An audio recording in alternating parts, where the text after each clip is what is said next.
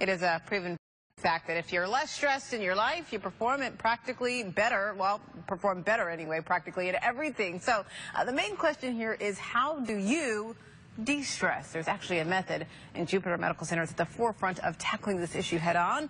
The hospital has opened a unique department called a mindfulness center, and here to tell us more is Mary Beth Stern, a mindfulness-based stress reduction teacher, and joining her is one of the program students, Barry Curtin. So glad to have you all here. I'm thinking mindfulness center. Mary Beth, correct me if I'm wrong, but I just kind of imagine a bunch of people sitting in the dark and they're quiet.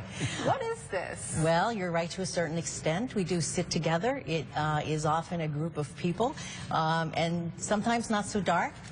It depends.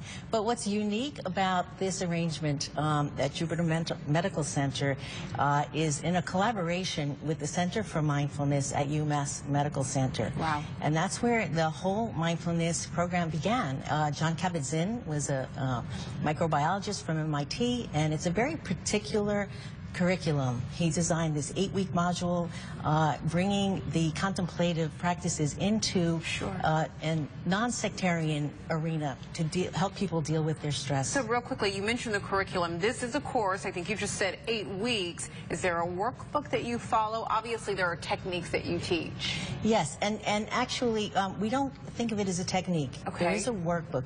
Mindfulness is a way of being.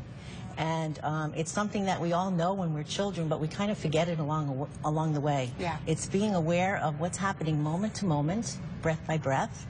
And in that awareness, we can choose to change our relationship to the stress, whether it's physical or mental. Anyone who can't use that and live life better moment to moment. Barry, I want to get to you.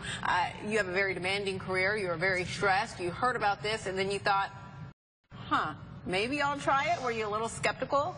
Well, actually, a friend of mine convinced me to try it. I was doing some medical procedures at Jupiter Hospital, and I was frankly a little concerned or frightened about it. Sure. I had to go in and lay on a table each day, and so a friend of mine said, you might try this, and so I consulted another teacher, Mimi Bailey, and she was very helpful to me.